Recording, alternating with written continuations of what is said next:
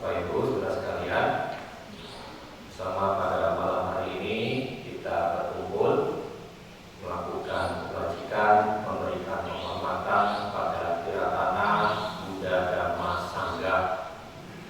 Setelah tadi melakukan pembacaan pariwacana, parita sutta gata, dan bermeditasi, ini tiba saatnya kita bersama membahas Dhamma. Bapak Ibu sekalian, sebuah khotbah atau sebuah ceramah, baik itu khotbah Dhamma ataupun khotbah keagamaan lainnya, umumnya memiliki tujuan yang bersifat persuasif, yang bersifat membujuk. Coba saja kita perhatikan, tidak cuma para biku atau dhammaduta ketika ceramah, mereka-mereka yang menyampaikan khotbah keagamaan, kiai, ustadz, pendeta, pedanda, pasti isi khotbahnya adalah bertujuan persuasif, membujuk mereka yang mendengarkan agar mengikuti ajaran agama yang disampaikan lewat khotbah-khotbah tersebut.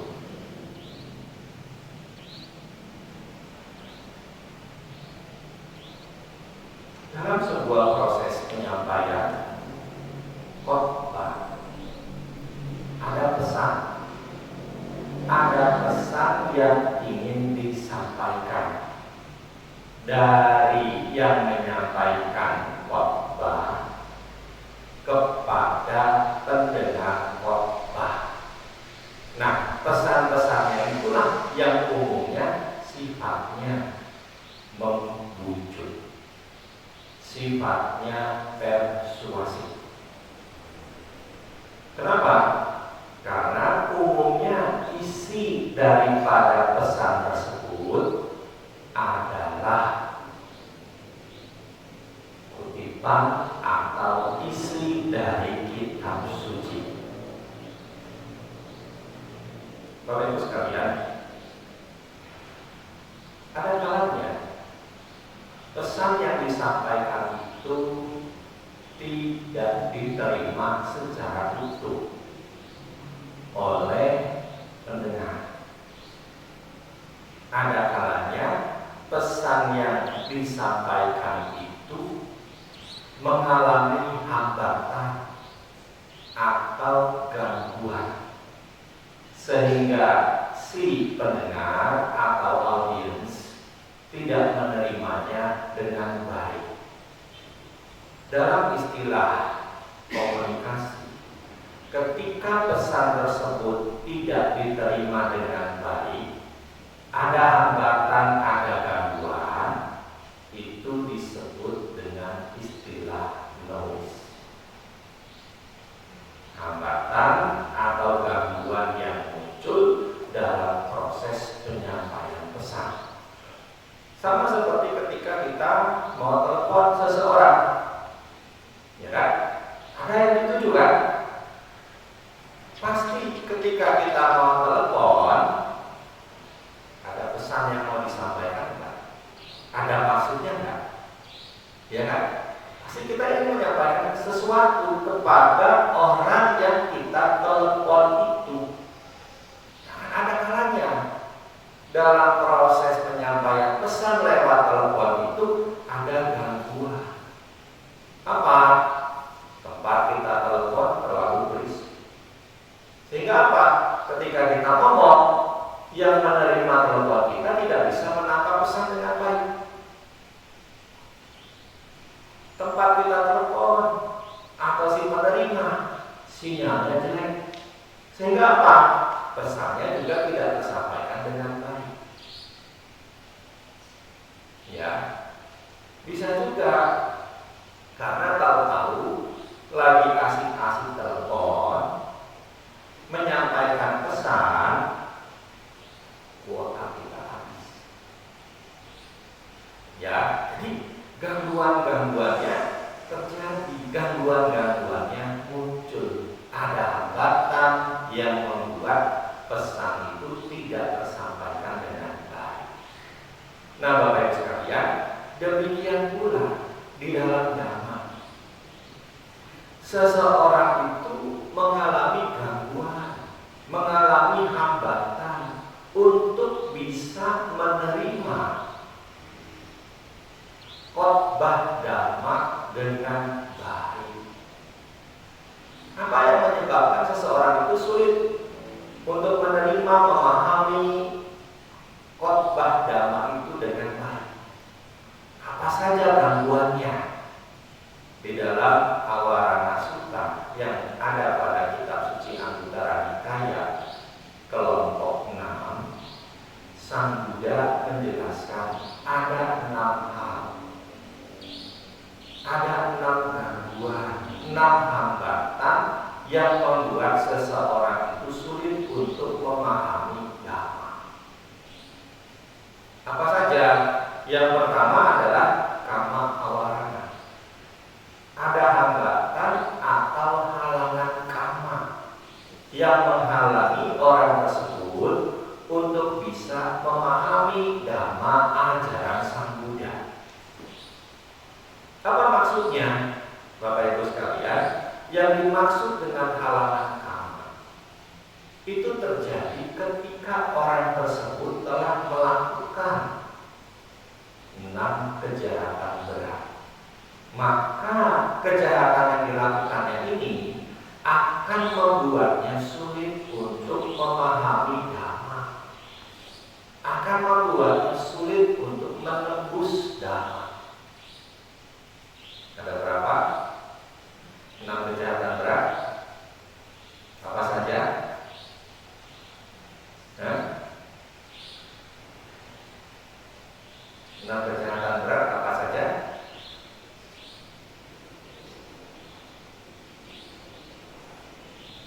Buka Ratana Sutta bait ke-10. Bunuh orang tua.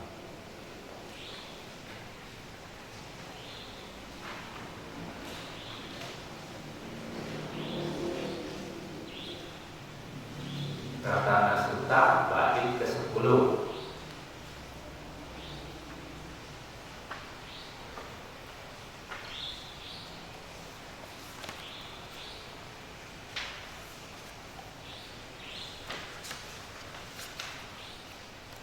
Ada Sahawasa dasana sampadaya tayasu dhamma carita bawanti sakaya diti wicikiti tanca silabatan wapi yadadi kinci catuha paeki cak wipamuto cak witanani ababokatum. Situ ada catatan kakinya kan. Apa yang disebut dengan 6 kejahatan berat? Membunuh ibu, membunuh ayah, membunuh arahat, melukai Buddha, memecah belah sangga, dan mengarit pandangan salah. 6 kejahatan berat ini membuat seseorang sulit, menghalangi, menghambat dia untuk bisa memahami dhamma. Contoh kasus di zaman Sang Buddha, Raja Ajatasattu, putra dari Raja Bimbisara. Kita mengetahui, Bapak Ibu sekalian, Raja Bimbisara adalah raja yang sangat berbakti kepada Sang Buddha. Perjumpaan pertama antara Raja Bimbisara itu terjadi ketika Sang Buddha masih menjadi petapa kota, mengembara di wilayah kerajaan Magadha. Prajurit melaporkan ada petapa yang cakap, memenuhi janjinya kepada Raja Bimbisara. Raja Bimbisara mendapatkan bimbingan dhamma hingga mencapai tingkat suciya sotapana. Meskipun secara pribadi Sang Buddha dengan Raja Bimbisara itu sangat dekat, tapi Ajatasattu sama sekali tidak tertarik untuk menjumpai sang Buddha. Padahal dia adalah putra dari Raja Bimbisara, raja kerajaan Magadha. Di kemudian hari Ajatasattu malah terhasut oleh Dewa Datta, bersekongkol untuk apa? Melakukan kejahatan. Dewa Datta mengatakan, aku akan berupaya membunuh sang Buddha. Kamu harus berupaya membunuh ayahmu sendiri demi menaiki tahta menjadi Raja Magadha. Dan Ajatasattu melakukan. Kenapa? Karena kebodohannya mudah dihasut. Ya, umumnya begitu kan? Orang yang bodoh kan gampang dihasut ya, gampang dipengaruhi, gampang diprovokasi. Salah satu menangkap Raja Bimbisara, memasukkan ke dalam penjara, permaisuri menjenguk Raja Bimbisara, membawakan makanan di balik selendang yang dipakai. Ketahuan.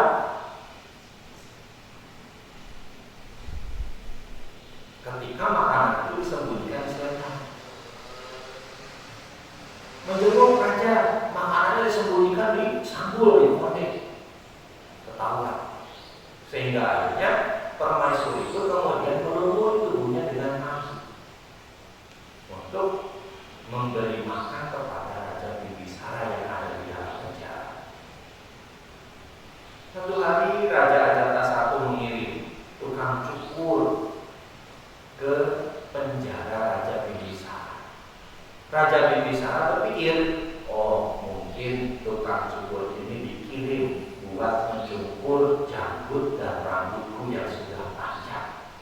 Tapi ternyata tukang cukur itu bukan untuk mencukur rambut dan janggut Raja Bimbisara, melainkan untuk menyayat-nyayat telapak kaki Raja Bimbisara. Raja Bimbisara pun meninggal dunia.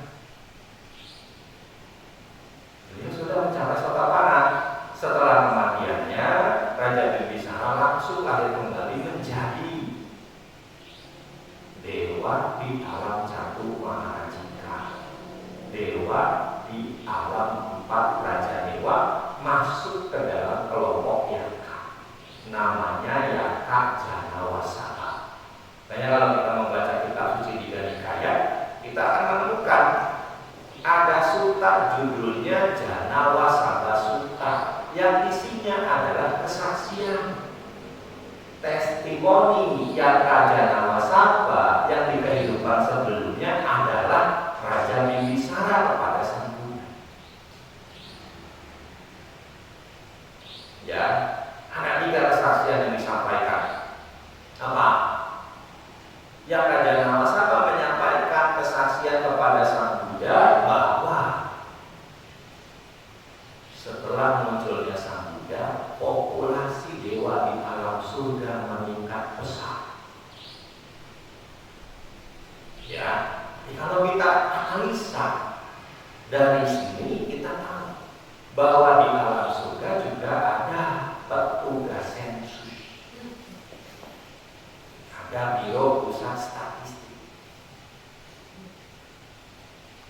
Ya, yang kedua, Yaka Janawasaka menyampaikan bahwa dewa-dewi yang muncul setelah ada sang Buddha lebih agung, lebih cemerlang dibanding dewa-dewi sebelumnya. Kenapa? Karena dewa-dewi sebelumnya itu mencapai alam surga karena semata-mata berbuat baik saja. Dewa-dewi yang muncul setelah ada sang Buddha itu bukan karena semata berbuat baik, melainkan juga sudah mencapai tingkat kesucian. Makanya lebih agung, lebih cemerlang dibanding dewa-dewi sebelumnya. Dan yang ketiga, Yaka Janawasaka mengatakan bahwa dirinya sedang berjuang untuk mencapai tingkat kesucian selanjutnya. Ya, dari Sotapanna menuju ke Sakadagami. Ya, jadi meskipun kematiannya secara tragis, Raja Bimbisara ini setelah kematiannya lahir di alam surga Catur Maharajika.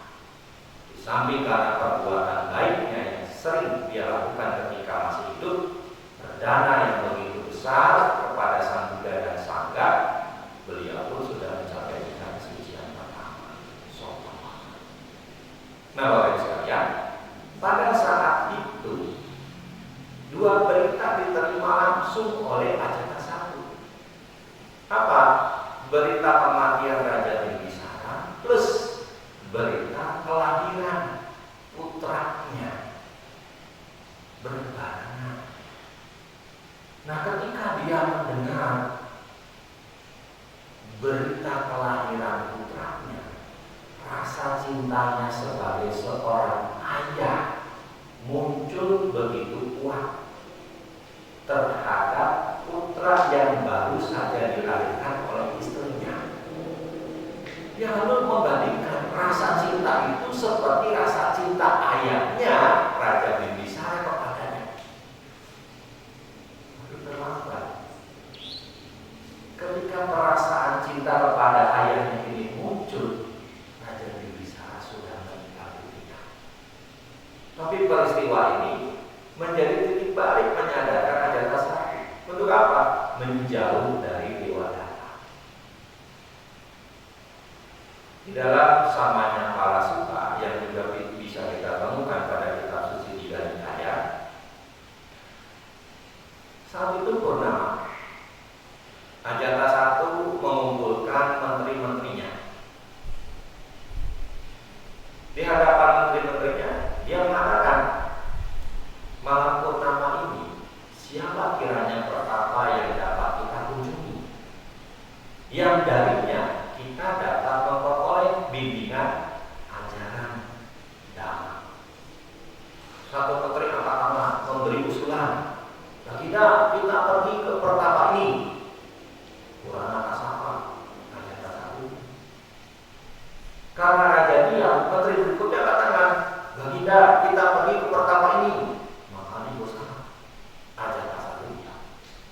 Ya, 6 menteri memberikan usulan untuk pergi ke pertapa ini, ke pertapa itu, tapi Ajatasattu diam. Ya, Bapak Ibu sekalian, perlu diketahui bahwa di zaman Sang Buddha itu sudah ada 6 guru yang hidup sejaman dengan Sang Buddha. Purana Kasapa, Makali Kosala, Acita Kesa Kambala, Nigantana Tapta, Sanjaya Wirata Putra, Pakuda Kacayana. Jadi kalau kita telah minimal sudah ada 7 agama kan dengan Sang Buddha, ya kan? Sudah ada banyak agama di India kuno pada masa itu. Ya, nah, kenapa ketika diusulkan ini Ajatasattu diam, tidak menjawab? Kita telah. Saat itu ada Jimaka, tabib atau dokter Raja Bimbisara yang diangkat oleh Raja Bimbisara menjadi tabib kerajaan Magadha. Melihat ada Jiwaka dan Jiwaka diam tidak memberi usul, Ajatasattu bertanya, Jiwaka nggak ada usul? Ini bahasa gampangnya aja ya, nggak usah terlalu tekstual.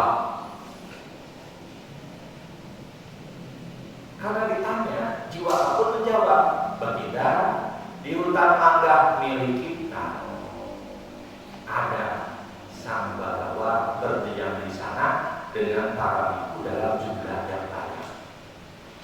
Mungkin purnama ini kita dapat menjumpainya dan dapat bimbingan Dhamma darinya.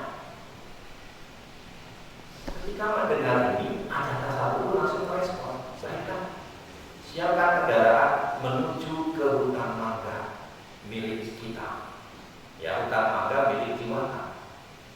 Karena Jiwaka itu adalah anak wanita penghibur yang dibuang dan kemudian ditemukan oleh Pangeran Abaya, masih adik tiri dari Raja Ajatasattu, dibesarkan dan ketika remaja jiwa itu pergi ke Taksila untuk berburu ilmu pengobatan kepada Bisa Pamoka. Nah, dia sangat mahir dalam ilmu pengobatan. Taksila itu sekarang ada di Pakistan atau Afghanistan. Ya, jadi kalau kita membaca catatan Swansang atau Tong Samcong, Tong Samcong itu tokoh nyata bukan tokoh fiktif, Bapak Ibu sekalian. Yang fiktifnya itu adalah Sun Gokong Mucin Patkai. Itu ditambahkan di abad ke-16. Sedangkan kisah Tong Samcong kan terjadi di abad ke-7 pada masa dinasti Tang. Ya, beliau membuat catatan perjalanannya lewat Chang'an, dari Chang'an lewat Asia Tengah, melewati Gurun Taklamakan atau Tarimbasi, masuk ke Asia Tengah. Untuk apa? Ke India belajar Dhamma, melewati negara-negara yang belakangnya sekarang pakai Tang. Uzbekistan, Turkmenistan, Tajikistan, Afghanistan, Pakistan. Dulu itu negara Buddhis semua. Banyak wihara dan ribuan biku di negara-negara ini.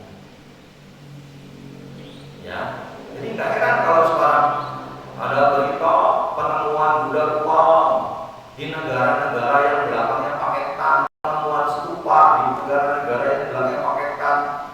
Nggak heran, karena dulu itu negara Buddhis. Xinjiang saja banyak peruntuhan wihara. Di Xinjiang banyak peruntuhan wihara. Ya, kenapa? Karena memang dulu itu jalur sutra itu banyak wihara-wihara di sana.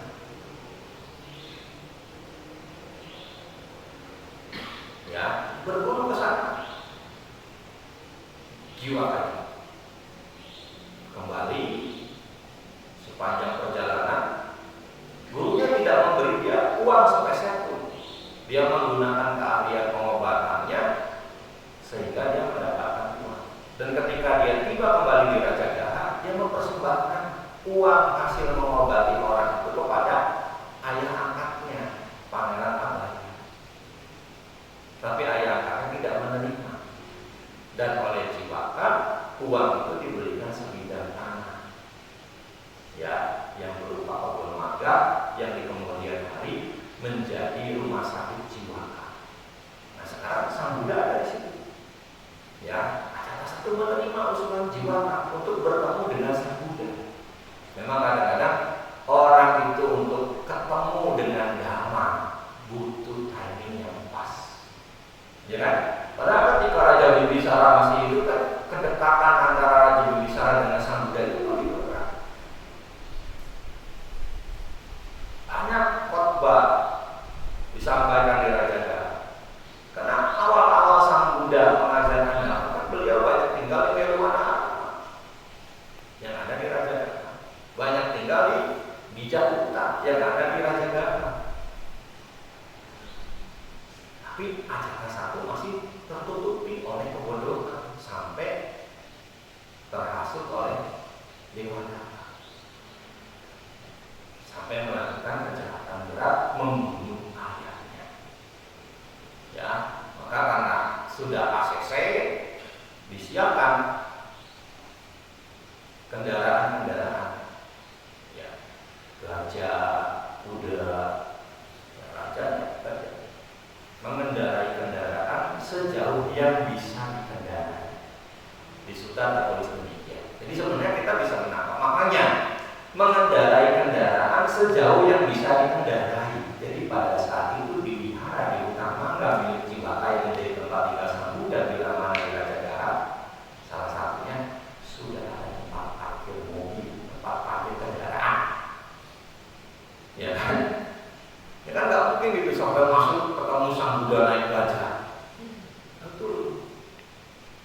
Ya, turun, berjalan. Nah, dalam perjalanan itu Raja Ajatasattu kena petir, was-was, cemas. Katanya Sang Buddha dengan banyak biku, kosong disepi aja. Ya, kenapa dia khawatir cemas? Karena dia baru melakukan perjalanan. Ya, sampai-sampai berpikir, jangan-jangan Jiwaka menjebak saya.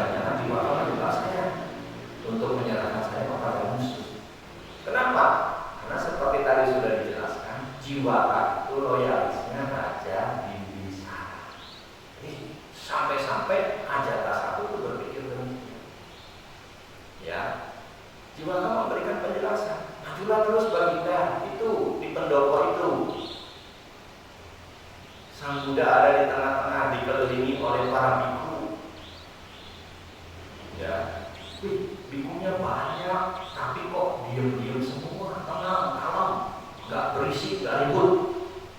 Ya, itulah cirinya seorang yang sudah mencapai kesucian. Ya, karena Sang Buddha menjelaskan, kalau ketemu bicara dhamma, kalau nggak ketemu, kalau nggak bicara dhamma, berdiam dirilah yang mulia. Ya, jadi nggak ngobrol-ngobrol, berisik-berisik. Nah, ketika mengetahui hal ini, biku-biku yang banyak itu begitu tenang. Ajata satu bergumam, semoga anak saya juga memiliki ketenangan seperti para biku.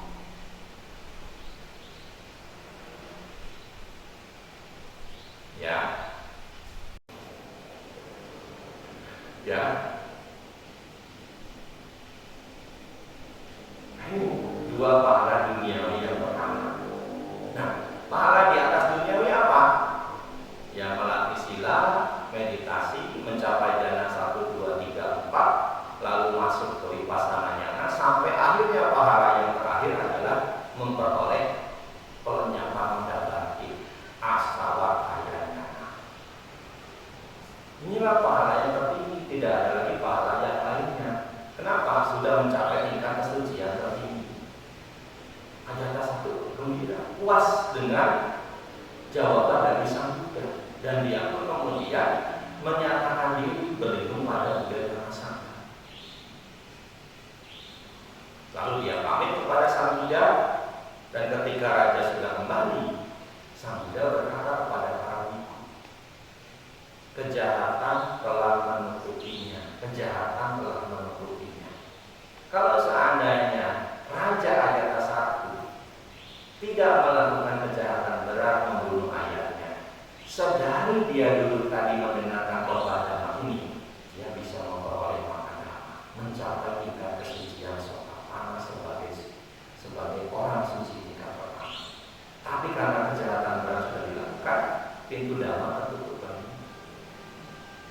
Ya, hanya setelah kematiannya Ajata satu jatuh, lahir kembali di neraka Awiji. Dan kelak 100.000 kalpa ke depan, dia akan lahir kembali jadi manusia dan menjadi Paceka Buddha, bareng dengan Dewa Data yang menghasutnya, sama-sama jadi Paceka Buddha. Tapi nanti 100.000 kalpa ke depan, silakan. Ya, ini halangan kama. Ya, kenapa? Karena melakukan kejahatan berat. Ini halangan yang pertama, hambatan yang pertama yang membuat seseorang sulit untuk memahami dhamma. Yang kedua, Bapak Ibu sekalian, adalah kilesa awaran. Halangan, hambatan berupa kilesa, kekotoran batin. Ya, di sini disebutkan apa rupanya kekotoran batin itu. Ya, pandangan salah tentang kama. Pandangan salah tentang kama. Nah, Bapak Ibu sekalian, harus kita akui, ya, masih banyak umat Buddha itu belum memiliki pandangan yang benar tentang hukum kama.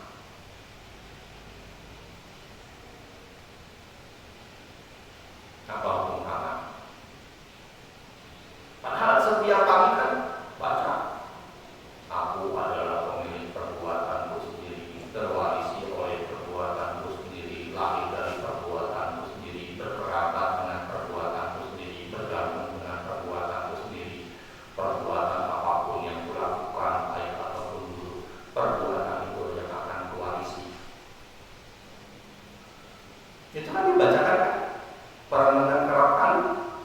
Salah satunya kan perenungan kan. Nah, bagaimana praktik keseharian kita? Yakin 100% dengan hukum kama atau dengan yang lain? Sudah nggak percaya sama orang? Benar-benar yakin dengan hukum kama? Sudah nggak percaya sama jimat? Benar-benar yakin dengan hukum kama? Kamunya apa? Iya kan?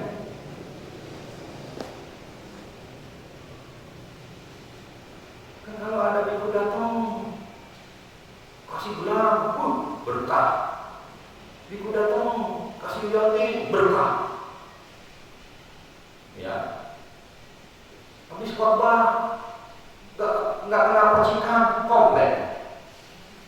Karena udah dikhotbahin 1,5 jam. Memangnya ada di Manggala Suka dapat percikan ayat parita itu berkah utama? Ada nggak? Ngedengerin khotbah dhamma di waktu yang sesuai itu berkah utama, ya kan? Jadi jangan kita salah pandang terhadap hukum agama. Kita harus yakin dengan hukum agama. Ya, jadi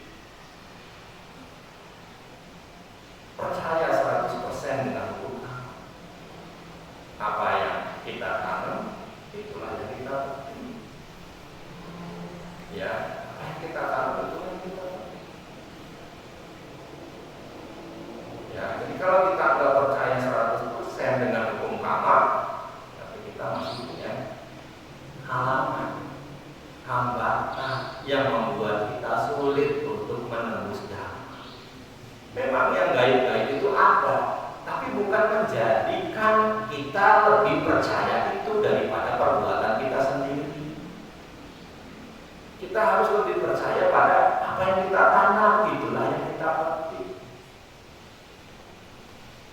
Ya, jadi kalau pengen kaya, yang berusaha, kerja keras. Kalau di sini kan dekatnya ke Gunung Mamukus ya. Kalau di Jawa Timur kan ke Gunung Kawi, sini kan ke Gunung Mamukus. Bukan dengan cara seperti itu kita memperoleh kekayaan, tapi yakinlah dengan perbuatan kita sendiri. Kerja keras plus berbuat baik, banyak berdana, banyak memberi. Ya, jadi kita harus benar-benar yakin dengan hukum agama. Ya, jadi kalau kita punya pandangan salah, tidak yakin dengan hukum agama, itu menjadi penghalang kita untuk memahami agama dengan baik.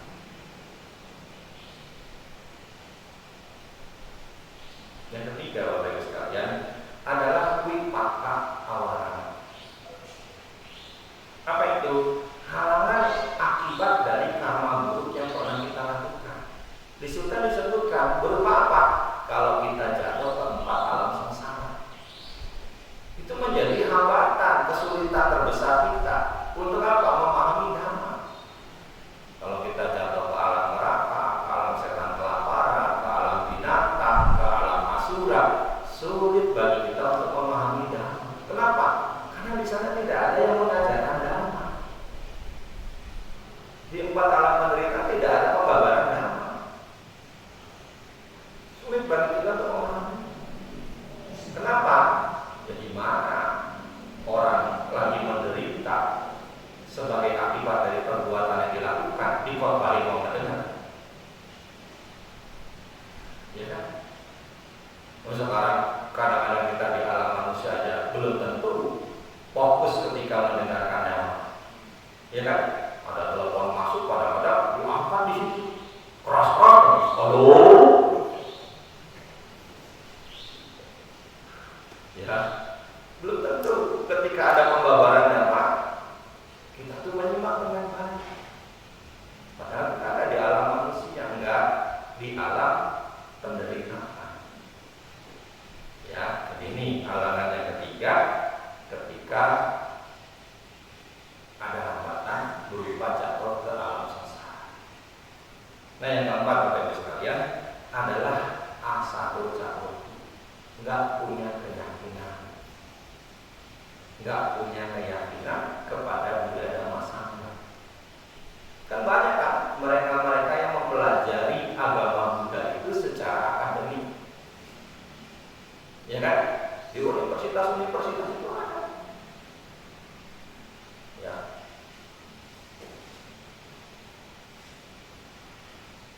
Perbandingan agama. Karena mereka menganggap agama Buddha itu bagus, baik. Tapi kan nggak ada ketertarikan untuk mendalami. Kenapa?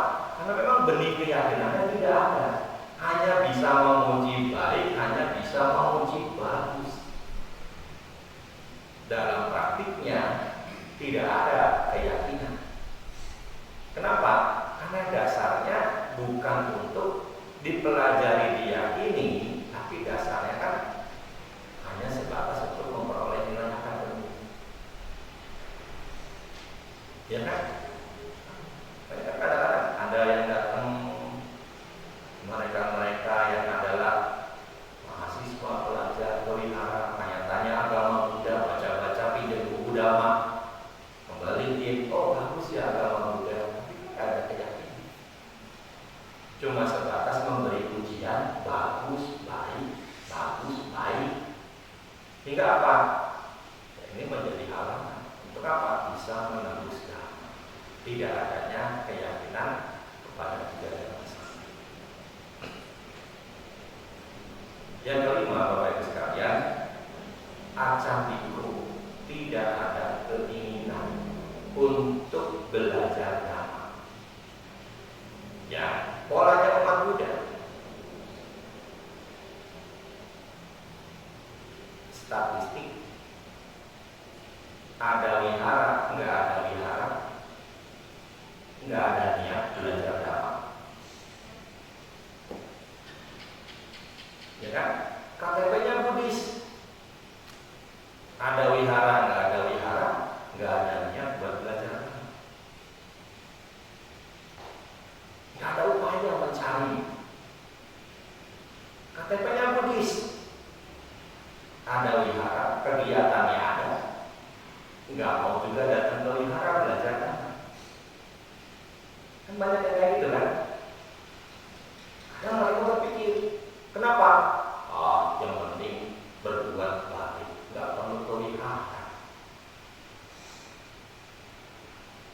Kan banyak yang kayak gitu kan. Yang penting berbuat baik, nggak perlu ke wihara. Bener apa salah itu? Bener kan? Bener. Lalu bikin pelihara, habis pelihara buat apa kalau nggak dipakai? Hah? Kalau kita mendengar berita ada pembangunan wihara, lihat nggak berdana? Ngumpulin kan kita, biar cepat jadi. Susah payah kita ngumpulin dana. Ketika wiharanya sudah jadi, nggak usah dipakai. Mubazir kan? Ya, justru kan kita bikin wihara, biar bisa dipakai belajar Dhamma, biar bisa dipakai praktik Dhamma. Makanya pola pikir lama yang dulu didengungkan, nggak perlu jadi umat Buddha ke wihara yang penting berbuat baik, diubah. Wihara dibikin agar umat Buddha bisa berbuat baik, belajar Dhamma dan melaksanakan Dhamma di wihara dan di kehidupan sehari-hari. Hanya kalau kita perhatikan kan umat Buddha makin sedikit. Kenapa? Tuh mindsetnya masih mindset yang lama. Padahal wihara setiap tahun dibangun. Minimal sekarang kalau bikin wihara di desa aja budgetnya 1,5 M itu paling sedikit. Bukan begitu. Lalu kalau udah jadi nggak usah dipakai. Yang penting berbuat baik.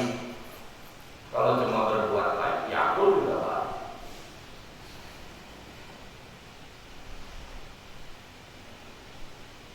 Iya kan? Iya. Jadi harus kita pakai. Bapak Ibu kagum nggak sama anak pendidikan? Berdananya besar, ya kan? Banyak memberi.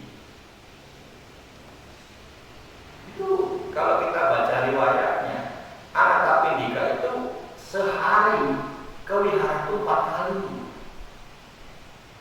Pagi bawa dana sarapan, siang bawa dana makan siang, nanti sore bawa minuman yang bisa dikonsumsi, bawa jus.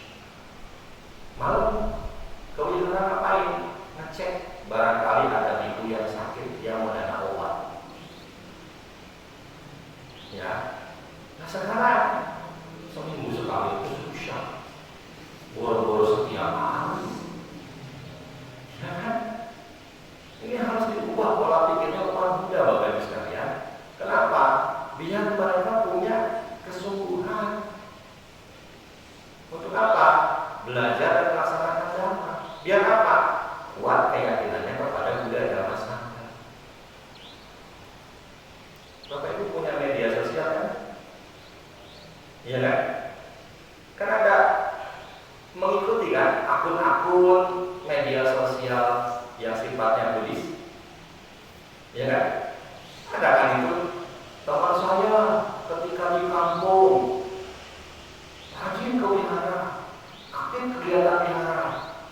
1/5 baru 6 bulan pulang udah beda agama. Ada kan? Ya, itu tuh yang sering kawin, apalagi yang malas kawin, lebih gampang terpengaruh kan? Ya, makanya di sini dhamma itu tidak hanya sebatas dipelajari, tapi juga ada praktiknya, ada pelaksanaannya. Ya, besok Sabtu bulan purnama, saatnya bagi Bapak Ibu sebagai umat Buddha untuk melatih akal sila. Ya, gak usah takut lapar, gak usah takut kurus. Biku-biku itu pada akal sila nggak? Biku-biku kan setelah lewat hari nggak makan kan? Berarti tambah kurus apa tambah gemuk? Hah? Tambah kurus apa tambah gemuk? Iya kan? Gak usah takut kurus. Ya, harus punya keinginan untuk apa? Belajar. Harus punya keinginan untuk melaksanakan dhamma. Belajar dhamma gimana? Ya dilihat. Ya meskipun sekarang ada media sosial, ya alangkah baiknya meluangkan waktu kelihatan. Kenapa? Ada interaksi kan yang bisa dilakukan. Kalau cuma nyimak di media sosial terus kan nggak ada interaksi sosialnya kan dengan sesama umat Buddha kan? Ya, ada interaksi sosialnya ketika kita datang ke wihara, bisa ngobrol lah, bisa cerita, bisa curhat lah. Ya, kenapa? Karena ketemu. Kalau di media sosial kan terbatas kan? Batasan. Ya, jadi jangan udah ada visual langsung. Udah, nggak usah ke wihara. Tapi ini nggak akan nilainya. Nah, sebentar kan kalau di media sosial kita nyimak di rumah, begitu kita nguap, ngantuk udah mati. Tapi kalau di wihara, nguap ngantuk kita tahan kan? Nah, mungkin Bapak Ibu langsung rebahan kan? Jadi di sini lebih bedanya.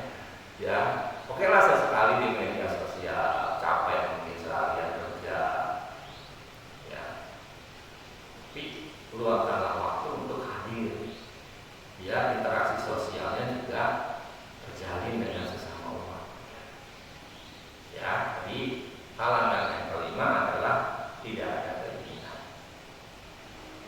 Yang terakhir, halangan yang membuat seseorang memahami dhamma adalah karena lupa. Dia bodoh, dia tidak bijaksana, dia dungu.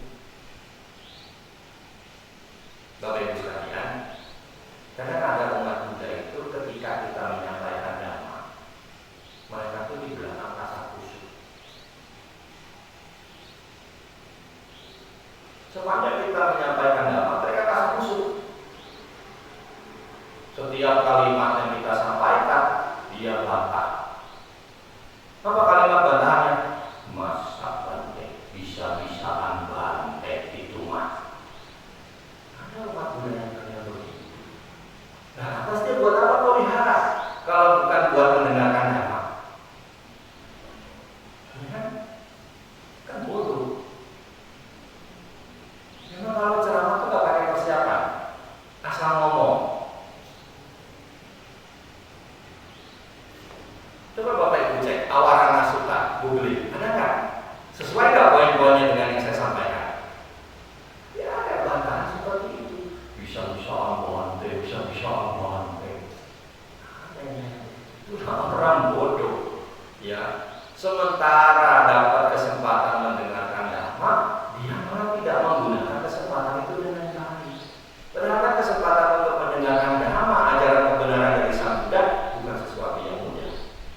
Sang Buddha sendiri mengatakan di dalam dhamma pada kata-kata, "Icang sadama salana." Sungguh sulit untuk dapat mendengarkan ajaran kebenaran dari Sang Buddha. Sekarang ketika kesempatan itu ada, dia menyia-nyiakannya. Dengan apa? Membuat bantahan kepada dirinya sendiri. Masa bante, bisa-bisaan bante itu mah. Ada penolakan. Gimana dia bisa menerima? Ya, Penolakannya karena dasar apa?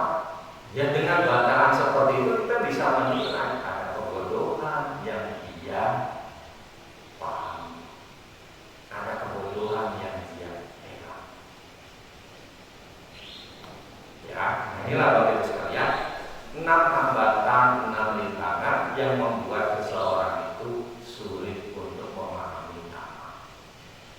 Nah, sekarang hambatan itu ada nggak pada diri kita? Hambatan pertama ada nggak? Nah, nggak ada kan? Hambatan kedua? Nggak ada kan? Hambatan ketiga ada nggak? Ada nggak? Hambatan keempat? Hambatan kelima? Keenam? Nggak ada semua kan?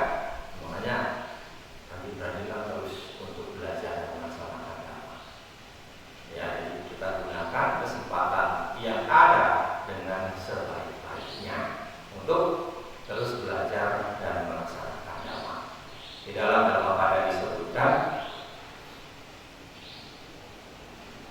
Dhamma iti sunakseti vipasanena cetasa ariya pawadite dame sada ramati anto. Ia yang mengenal Dhamma akan hidup bahagia dengan pikirannya. Orang bijaksana selalu bergembira dengan ajaran yang dibabarkan oleh para mulia. Semoga apa yang disampaikan menambah wawasan pengetahuan, keyakinan dan dapat dibaktikan dalam keseharian. Terima kasih atas perhatiannya.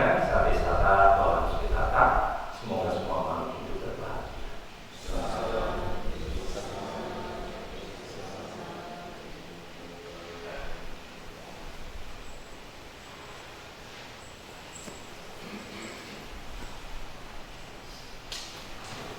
Ada tanya jawab nggak? Ada tanya jawab nggak? Ada tanya jawab nggak? Guru kamu. Kepada Bapak Ibu, apakah ada yang ingin ditanyakan dan sampaikan nanti?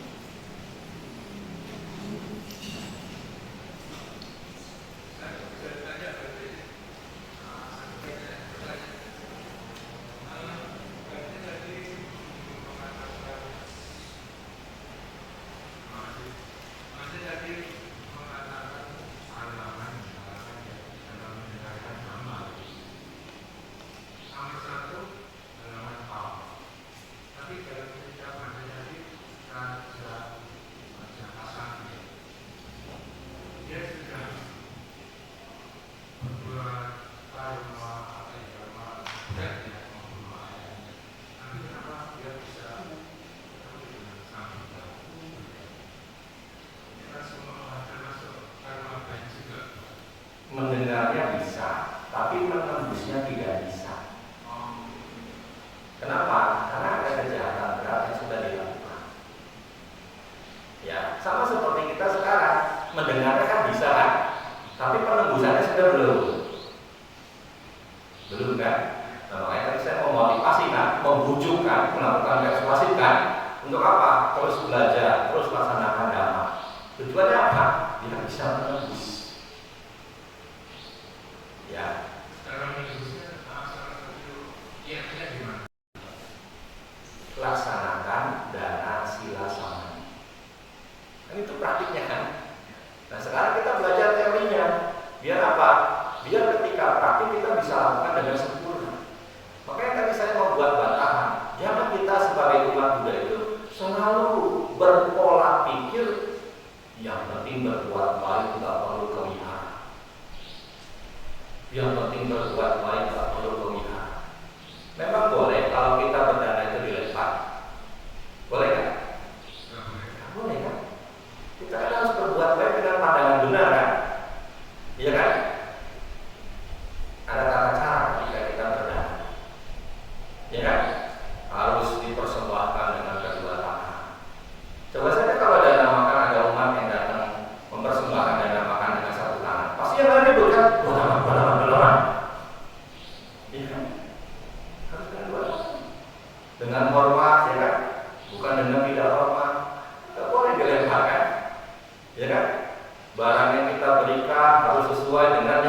rumah, boleh Bapak Ibu dan asisten kepada para ibu. Itu mau dana apa mau nyindir? Ya kan? Ya boleh-boleh saja, nanti paling yang pakai si ponco, sisirnya, gitu kan? Itu. Jadi butuh pandangan benar ketika kita melakukan kebajikan. Dari mana pandangan benar itu kita dapatkan? Ketika kita mendengarkan nama pilihan. Jadi nggak cuma sekedar semata-mata berbuat baik. Makanya kan ada ungkapan di media sosial yang saya kutip, kalau cuma sekedar baik, bakterinya pun juga baik. Kan? Kita ini bakteri atau manusia. Jadi jangan lagi kita berpola pikir yang penting berbuat baik, nggak perlu kewihara itu perlu. Karena tadi saya sudah menghitung tuh nominal pembangunan wihara sekarang minimal 1,5 M itu di desa. Dan kalau di perkotaan ada kan wihara yang dibikin sampai 70 M bahkan lebih. Kalau sudah jadi nggak perlu dipakai buat apa? Ya. Kalau tinggal di Jakpro itu mana sekali. Ya udah, kayak nanti disampaikan lagi kepada yang lain yang masih malas berwihara. Kamu ya apa manusia? Terima kasih banyak.